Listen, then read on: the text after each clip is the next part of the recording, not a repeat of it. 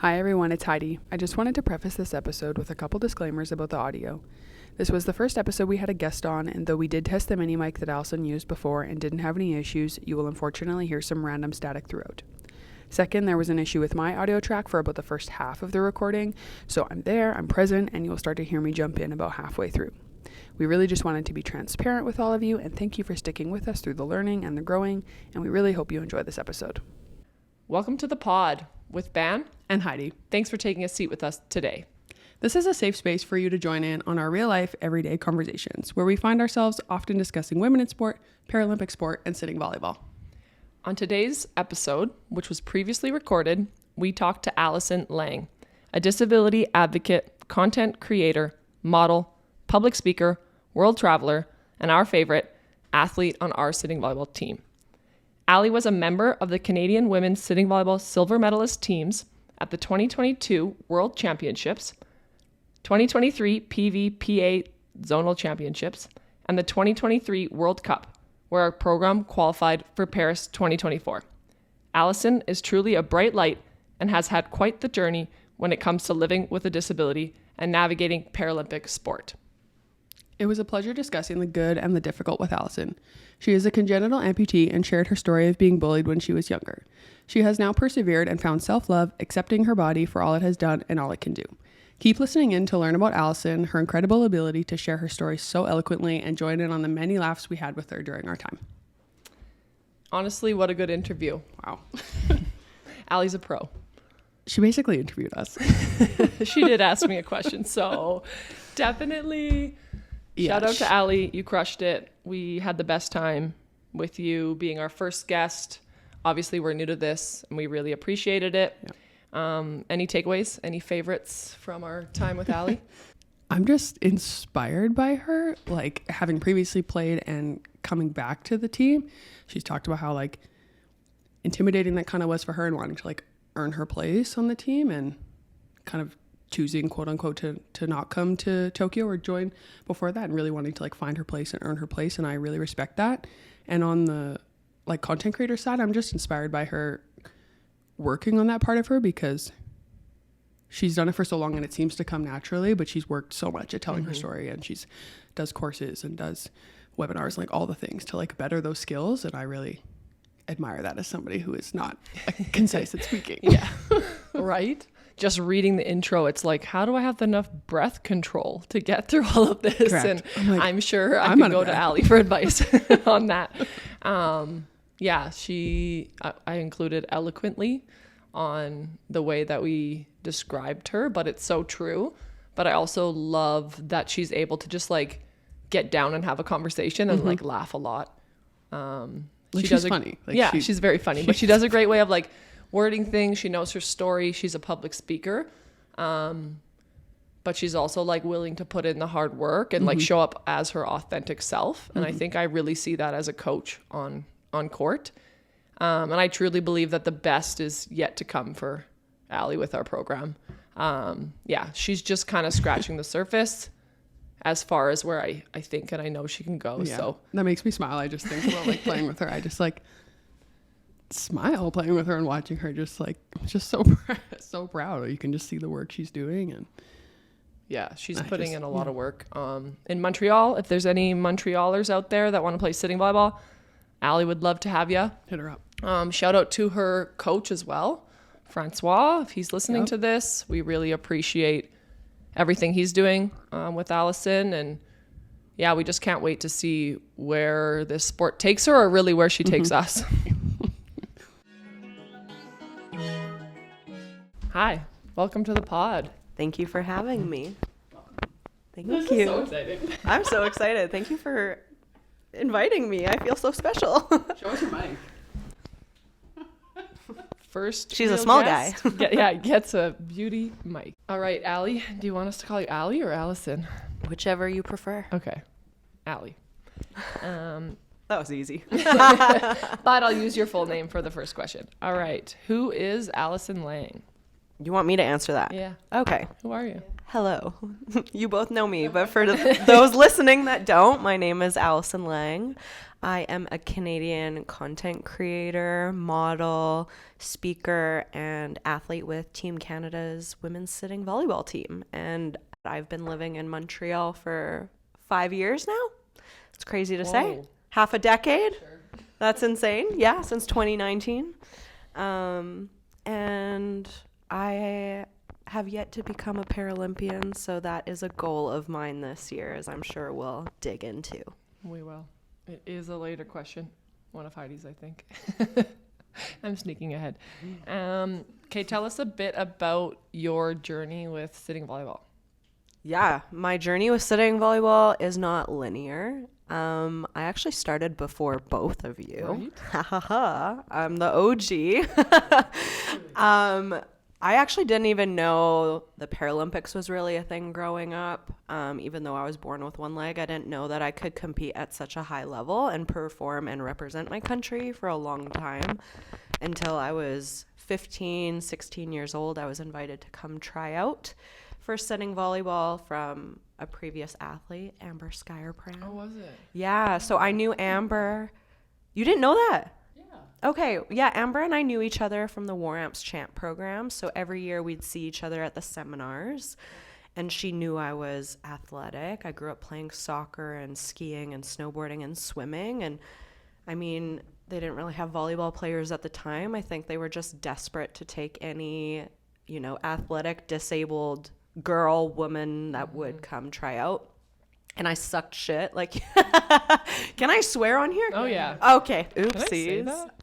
But I sucked. And it was hard. Like, I don't think I actually understood the value of being on that team when I was younger because it was so grassroots and we were just learning a new sport. And I mean, they started training me to become a volleyball player. And as you know, I did pick up some bad habits that we're currently trying to break. But yeah, I was on the team for about 5 years before I took a break to focus on my education. I got a certificate in design, diploma in photography, and then I went and got my Bachelor of Education. And then my return to the program was because of Nicole Ban right here. Joanne actually tagged me in the Do 10, Give 10 during the pandemic on Instagram. And I didn't have a volleyball at the time, so I couldn't do 10 sets. So I was setting a roll of toilet paper, and I spiked it at the camera, and my camera fell over. Yeah. And then I just get this DM, and it's just from Nicole Ban being like, "Are you coming out of retirement yet?" Subtle, but not so subtle. Yeah, with my roll of toilet paper, never been more ready. And now I've been on the team again since, I guess, officially after Tokyo when you guys competed there at the Paralympics. I did train with you prior to that, but obviously didn't have enough training leading up to it, and then rejoined officially in January of 2021. So it's been 3 years now. Amazing. 3 years of Allison Lang. Did you celebrate your 10th anniversary? I should have got a plaque. Sorry. Ian? Ian, if you're listening, you know what the women want. I think my 10 years would be 2015. 10 years, 2025, 2015? Is that when I started? We got to figure that out. But you always say, what was like your head coach start? 2015 at the Paralympians. I was the head coach. So we have one more year to go. My mom asked me the other day, she said, was Nicole the head coach? And she was there. I don't know. I can't remember. You don't know? Oh, this girl's memory. Remember we lost 25-1 to the American team in my And you first stayed ever with set. us after that? Yeah, right? I'm just kidding. First ever set coaching. Ian's like, you humbled yet? I was like, oh my goodness, never have I ever. How insane is that? You lost 25-1 and now we're rated.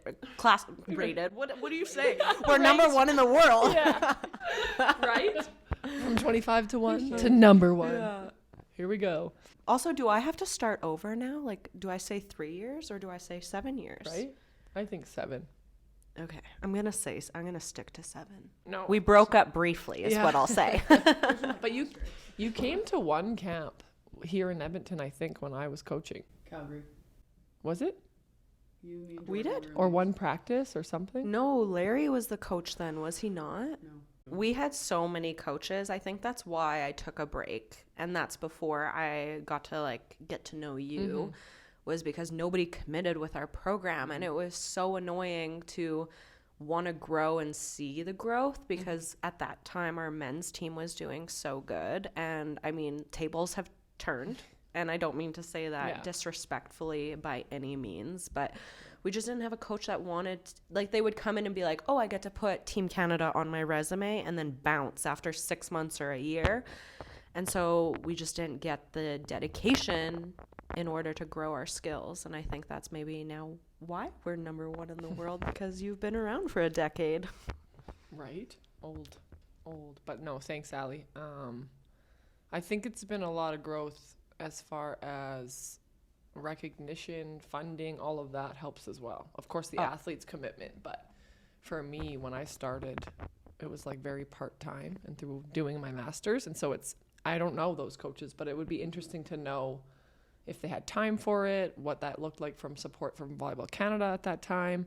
It would just be interesting to know why they would have been leaving or what the program's kind of situation was. But I'm so glad we are in the spot that we're in now. Yeah. What influence has your disability had in your life? Tell us a little bit about that. Do we have the time? Right? I think it's important though, especially like you were born with one leg. Yeah. I'm the oldest of 4, so I'm my parents' first child. And when my big joke now is like, they had the ultrasound done and everything was fine, but there was one problem. I was a breech baby. Because everyone thinks I'm going to say I had one leg. But they didn't know.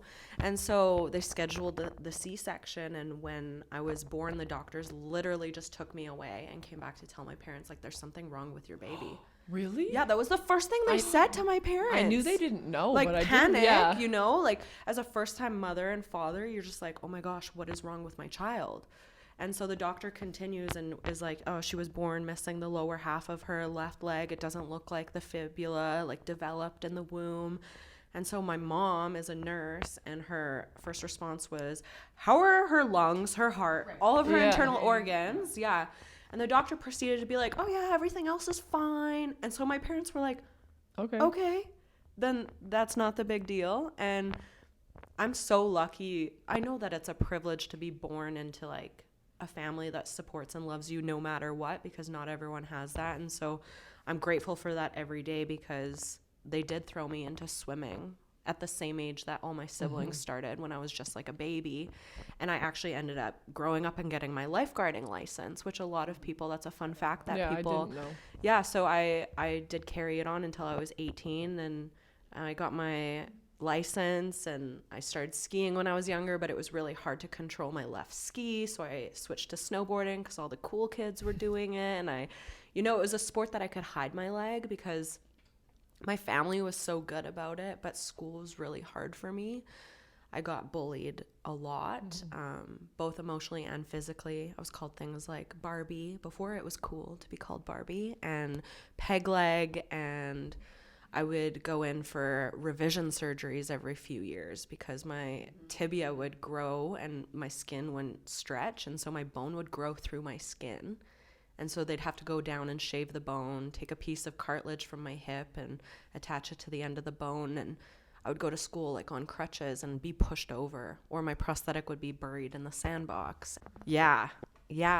When I say kids can be mean, like, I've experienced it firsthand. And I hated my body for so long that, like, I didn't want to be alive, like, for when I was really little. I literally told my mom, like, I don't want to be alive anymore, and it was really hard. And then I ended up hiding my leg in my teen years, because I'm like, I'm going to take my control back. I'm not going to let people do this to me.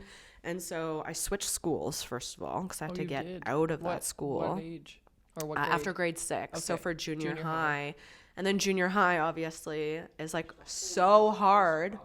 Oh my God. Yeah. You also know, like, I feel like you had your leg amputated when you were in your teens. Yeah. Going into junior high, like, everything's about looks and dating and you're going through puberty and your body's already changing and everyone's making comments about it. So I didn't wear shorts even in the summer months in plus 30-degree weather. I refused to.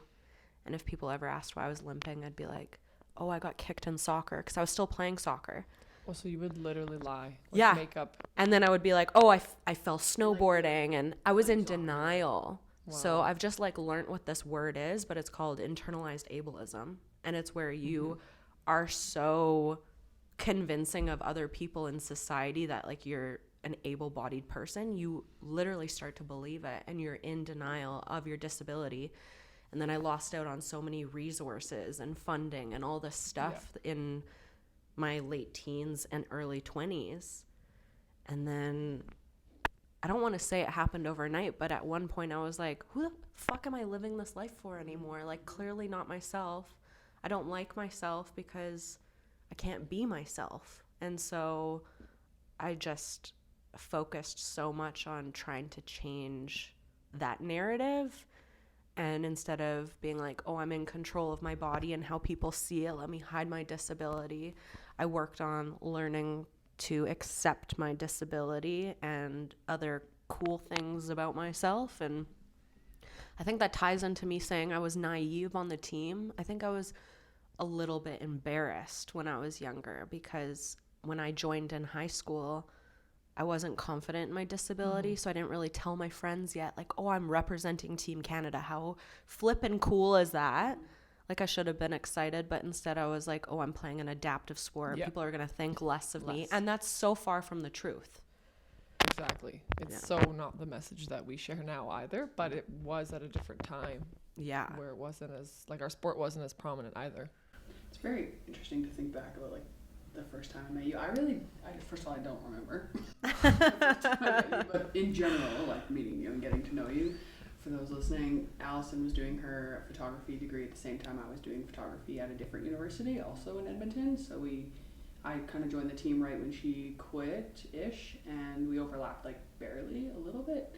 But yeah, 1 or 2 camps, I think. Yeah. You were at different schools? Yeah. I went to Nate. I was at McEwen. Oh. Yeah, but we worked together on projects, which was fun. Yeah, and did photography together, and we're like missing the same leg, same parts of our leg, like wild.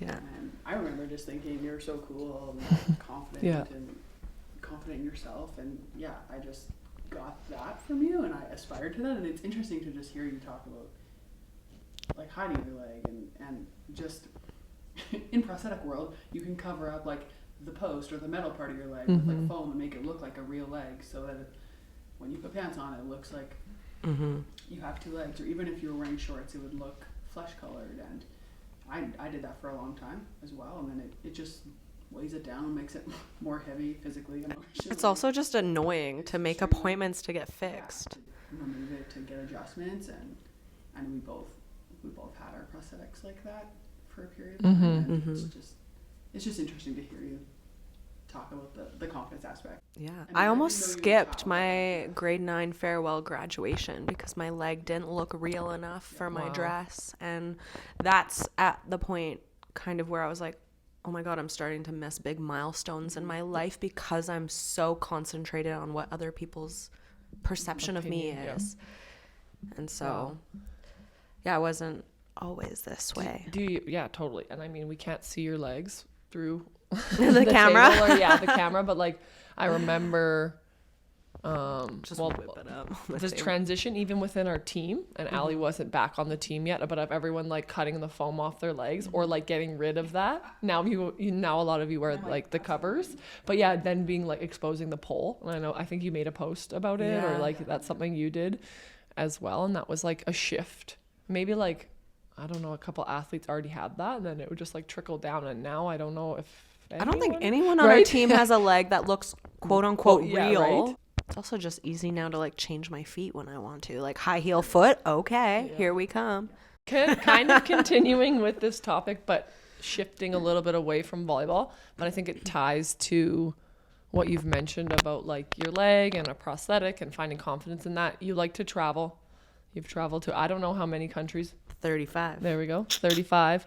So how is it traveling with a prosthetic leg would be part of the question. But then I think the second part is I kind of had heard about you from the athletes and because you were on the team before, and I followed you and saw a lot of your travel posts, but I've also seen an evolution in that over time. From when I first followed you, of pictures a lot of the time of your real leg forwards, your prosthetic behind, and you weren't posting things like you do now where you bring light to what it's like having a prosthetic. So has that shifted as well as you've grown and found confidence? I never set out to be a content creator influencer ever, but through the team, actually, I caught the travel bug at a young age. Like when we competed in England and then Brazil leading up to London 2012, and we didn't qualify. And after that, I traveled Asia one summer, and then I went back to Asia the next summer, and then I've backpacked 3 months solo through Europe. And it's when I was 18, 19, and I started to travel in Southeast Asia.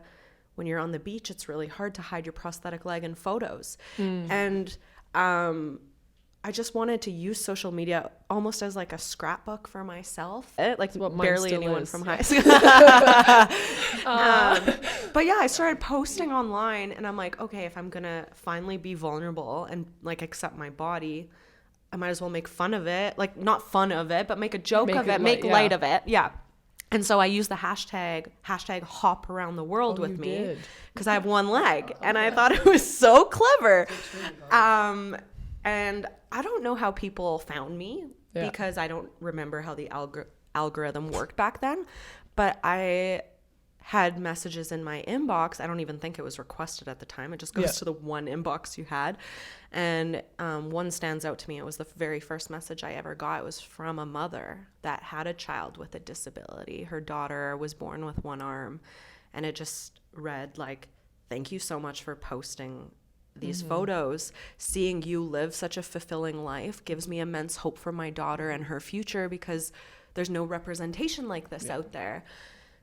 And that was my holy shit moment where I was like, okay, I'm not doing this just to recover from my own body dysmorphia. I'm now doing it for like the larger picture, and I'm doing it for other disabled, amputee, younger children that I used to be, because, you know, I never saw anybody like me on TV or in movies growing up or in magazines. And that lack of representation, I think, also like subconsciously affected my body image. Of course, yeah. And so as I started traveling more, I just started posting more with my leg in the forefront and like talking about people's reactions in different countries. Obviously, I know that people in third world countries aren't used to seeing prosthetics, and it's like a cool conversation to have with people actually when you're traveling and meeting other people like that. And yeah, eventually when I did change the way that my leg looked, and now that it's just a post, it's definitely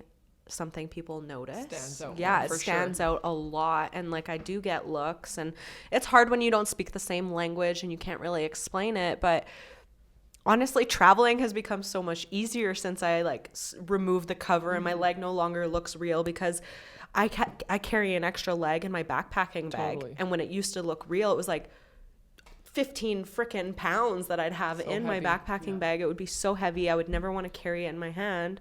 And now I just keep like my everyday leg and then throw my swim leg like attachment foot into it. So it's a lot lighter. And yeah, I don't know. It's my goal to hopefully one day travel every country. I would love that. But traveling is like a big part of my identity now. And I don't think if I didn't get over my body image, I don't know if I'd be as like open to doing that, because you're put into like different situations when you're traveling solo too. But also, as you both know, being on this team, it's like a great perk. Like we get to travel so much with volleyball, and that's, I think, how I got to see a lot of the world as well. Yeah, which is incredible. And you're like sharing, I mean, your like struggles as well. And that's something that I think like when you were in Europe and you went hiking and we're showing that video of your like sweat dripping out of your reality which is something that I think a lot of people don't know if they're not around amputees a lot. Like, oh, look at that exciting or like bionic leg, people think. Of course, both of you are below knee amputees, so it's a bit different, but it's like, no, it's actually really hard, and there are struggles too, because that is real life.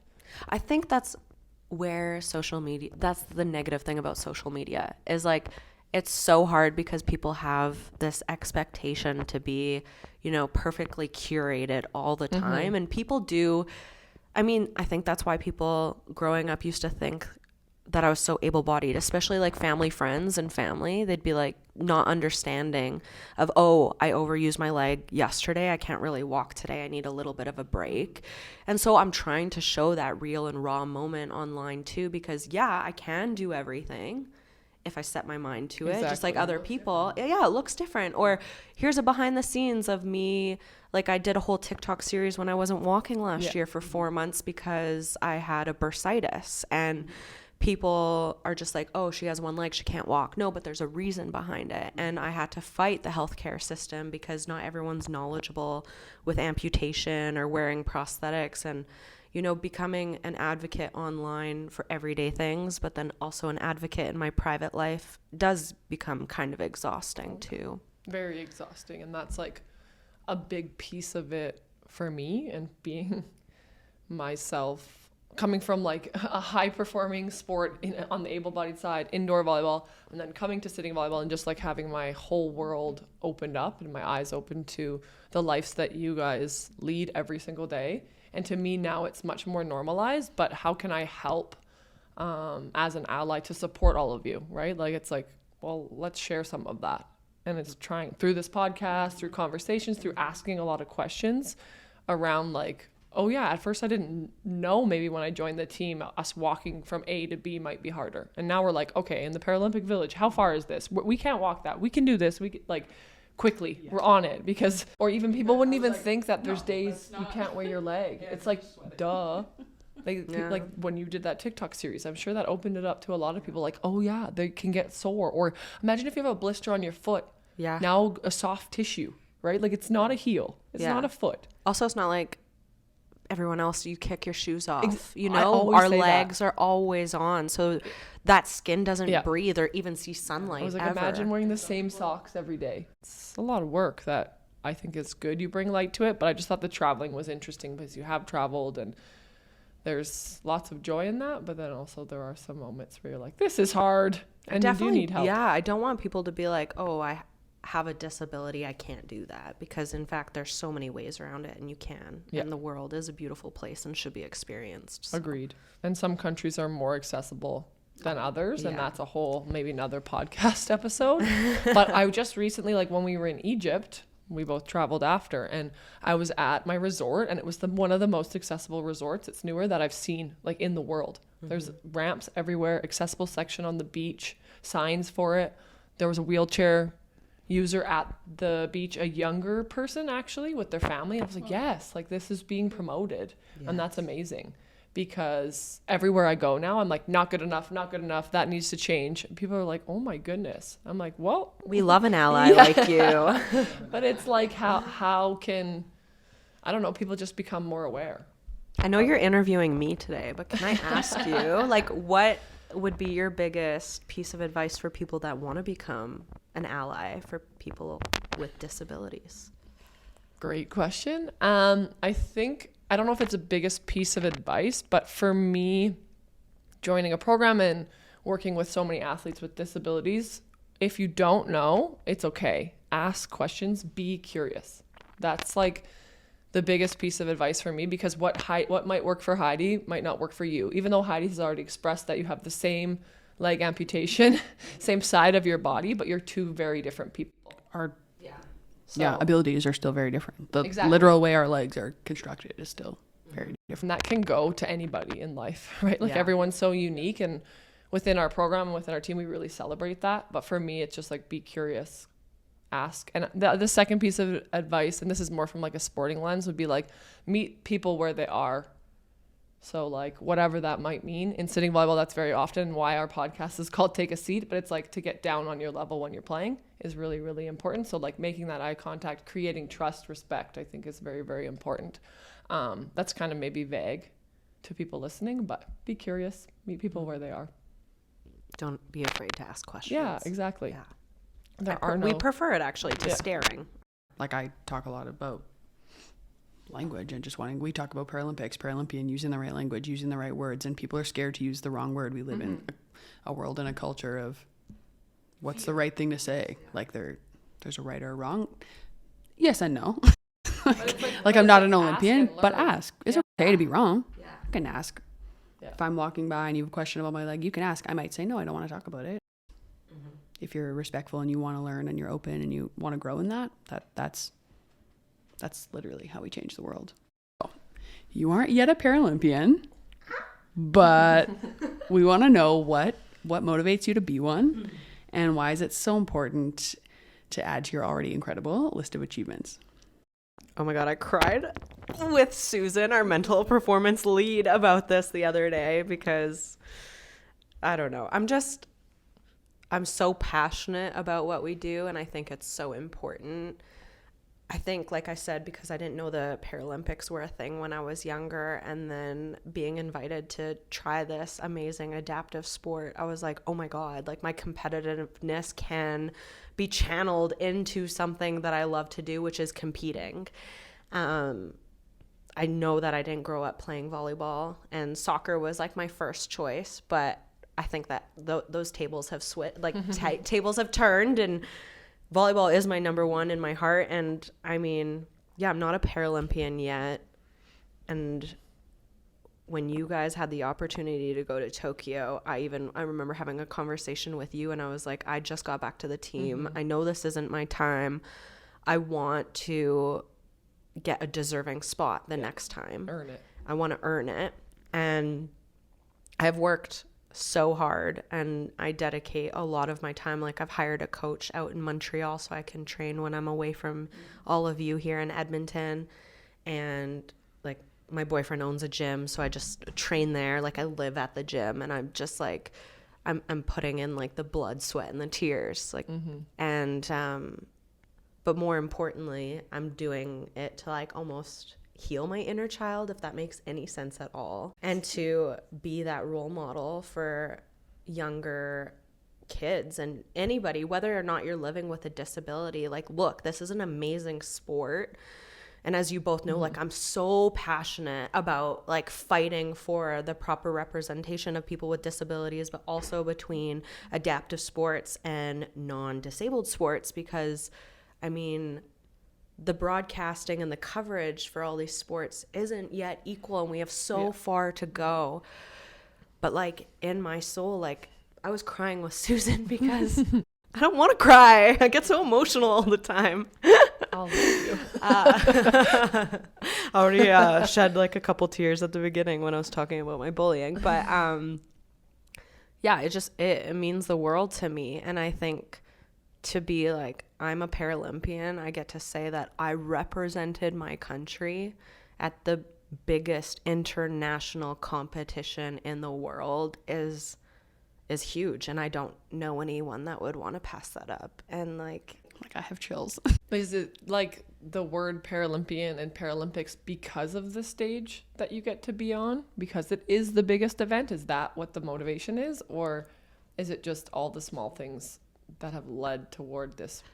It's definitely all the small things, but like, I'm no longer going to be Allison, an athlete with Team Canada. I'm going to be Allison, a one-time Paralympian.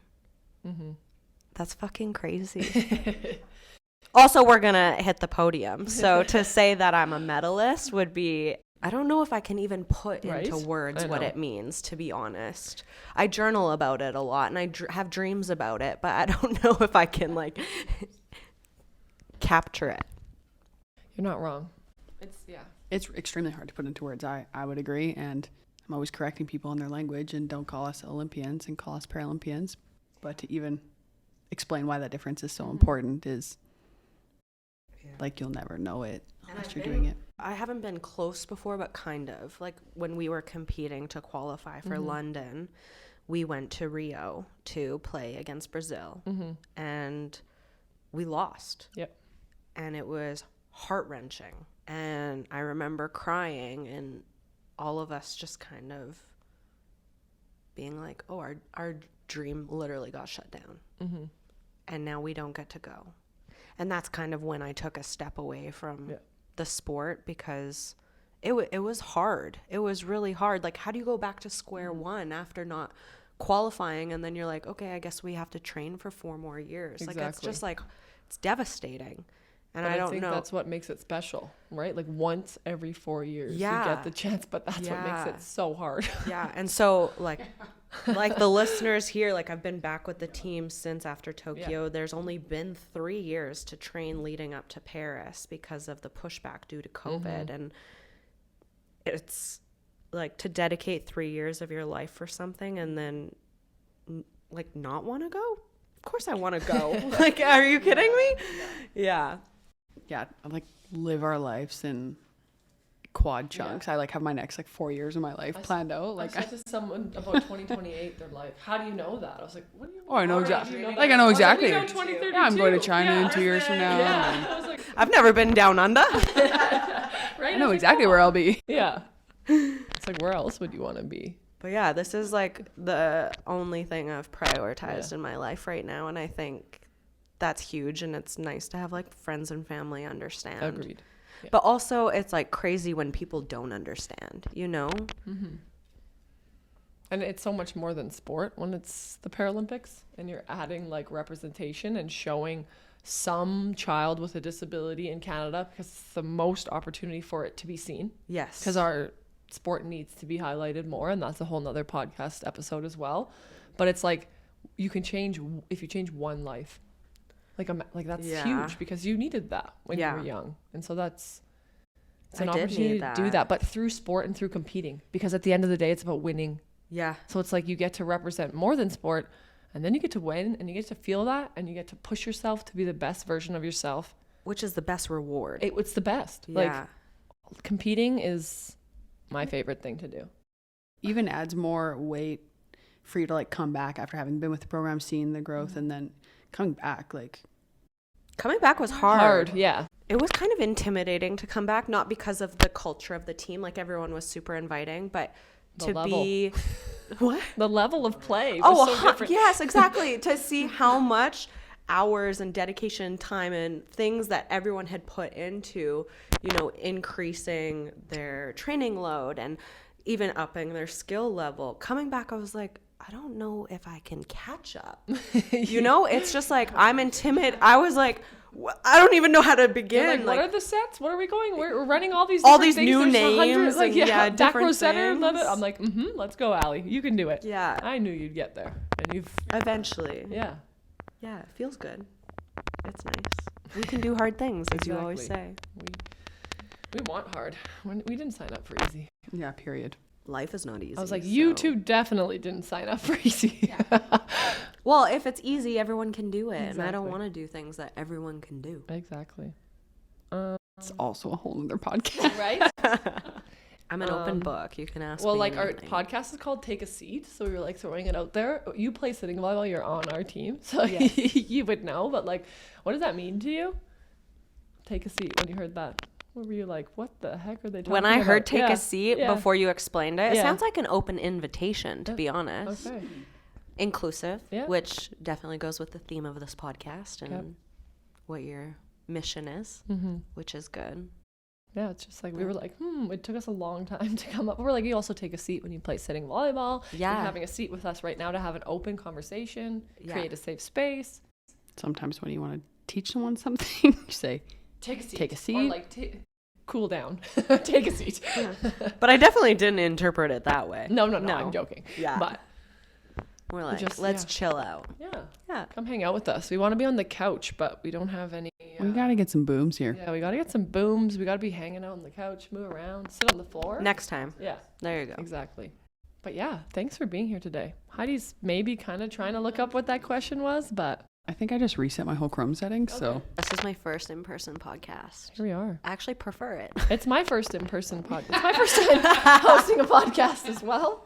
But I mean, I've been a guest, but also only either on the phone or on Zoom or something. Yeah. Oh, yeah. Yeah. Oh, you found it. We found it. Yay. We wanted to end every podcast with a similar question to each, what does it even say? To each person. What's the most out there or ridiculous experience you've had in Paralympic sport or sitting volleyball? It could be from before. It could be from after. Is there anything crazy that's happened? Anything funny? Not too crazy wild after. Maybe keep those ones a secret, but like. Oh, so I'm not sharing my deepest, darkest secrets today. I mean, No, I'm just kidding. I literally have, like I said, I'm an open book. I have no secrets. What is, my craziest experience? Yeah, or like ridiculous or funny or. One of my favorite things, I don't think that it can even be captured, is traveling together as a team and all having chaos. Yes, but no, Beep, beep. imagine. No, let me put it into perspective. Imagine you work at airport security and 20 people show up in matching tracksuits and they all go through one by one and everyone is beeping and you have to examine every person individually. Yeah.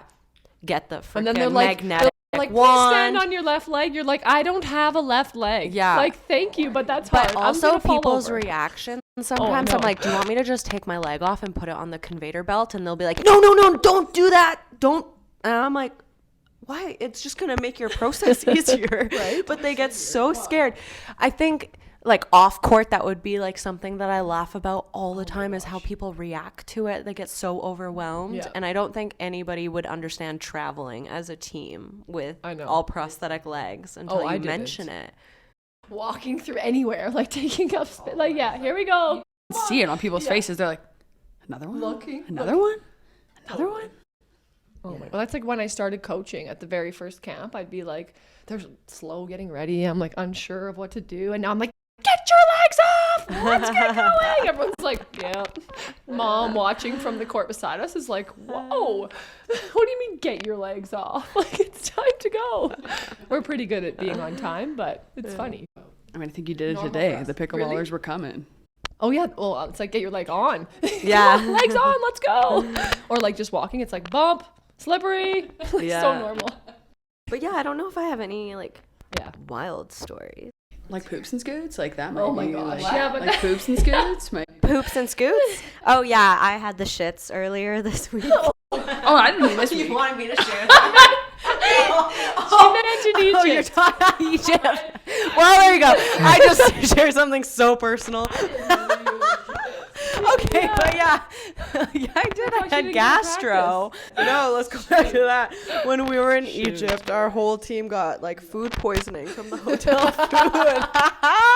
I almost forgot about that. I don't know. Maybe I'm trying to forget because we had players sitting out. But yeah, we started calling them the poops and scoots because no one's bowels were working while we were in Egypt and everyone was alternating on the toilet. Into context, just picture you're sitting down, you don't have your leg on, you're on court, you're playing, and then you gotta like. I'm like, oh no.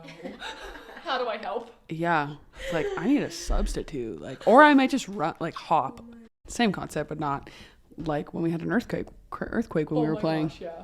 When we were in Japan. It was terrifying. It was just really loud. Everyone was like, where are we going to go if something happens? Weren't you in the safest building to be? Yeah, it was an earthquake safe building. We just didn't know it was so loud. People were crying. I'm like, everybody come in. We got this. Well, once like the Japanese spectators were hiding underneath. They took their like little stools and put them above their head. We're like, what's that going to do if the roof comes down? Protocol. I don't know. I've never experienced an earthquake. Right. I mean, I have. I would have cried. It's okay. We got right back out there. But yeah, I'm excited for training leading up to Paris this year. Can't wait. This is exciting. Extremely. Are you coming to Edmonton for extra days? You know it. But no pressure. Now you have it on record. We need to wrap this thing. Well, I feel like I could chat with you guys for hours. I know. We'll have to do 4 episodes, just Allison Lang. Allie. Each a different topic. But that's okay with that. That's why we wanted to have you on, because we know you're so incredible about speaking about living with a disability, and you're just easy to talk to, super supportive. We appreciate it. Thank you. Yeah, we're probably gonna have a follow-up. Maybe after Paris. 200 days yesterday. Oh, we missed it. 200. We didn't post about it. 199. 99er. We're done. Okay. It was really a privilege hanging out with Allison and having her sit down with us, take a seat with us.